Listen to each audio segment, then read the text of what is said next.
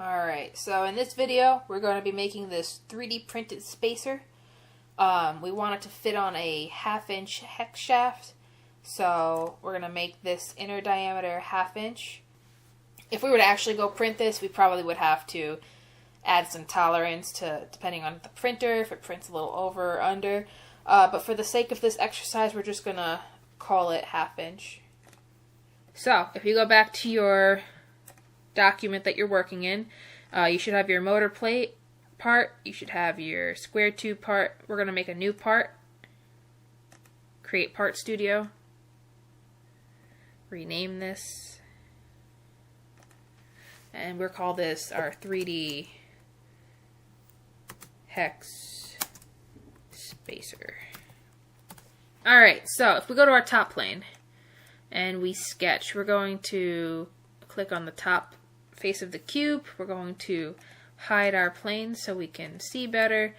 We will start with a circle. So we want the circle to be bigger than the hex cutout. So we're going to start with a circle and then we will cut out our hexagon for the shape.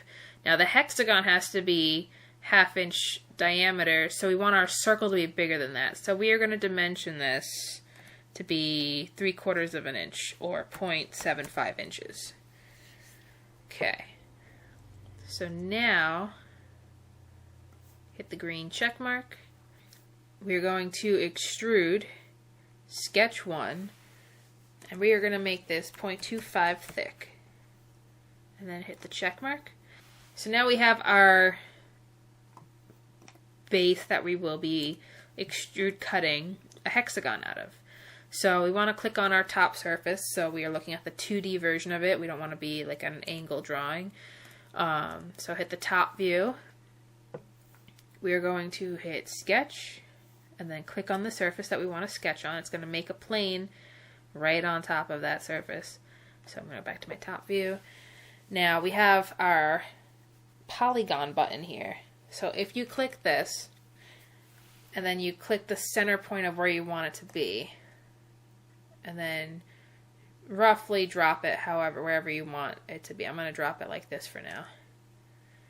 Now you notice after you do that first click, you try to move your mouse, it's changing the size of your polygon, like how many sides it has. So I'm going to incorrectly put 7 sides, and we really want 6 sides. So to fix that, you just double click, well, after you escape out of, hit escape. I was still in the polygon button. So hit escape so you're out of that. So if you want to change this to 6, double click that, hit 6, it will correct itself. Now I want to make sure that I want this to be horizontal in this view. So if I click on this line and I come over here to my relations pull down menu, I'm going to hit horizontal, and then that way it is centered how I want it. I'm going to hit the dimension tool, and then from this line to this line, I want that to be 0.5 exactly.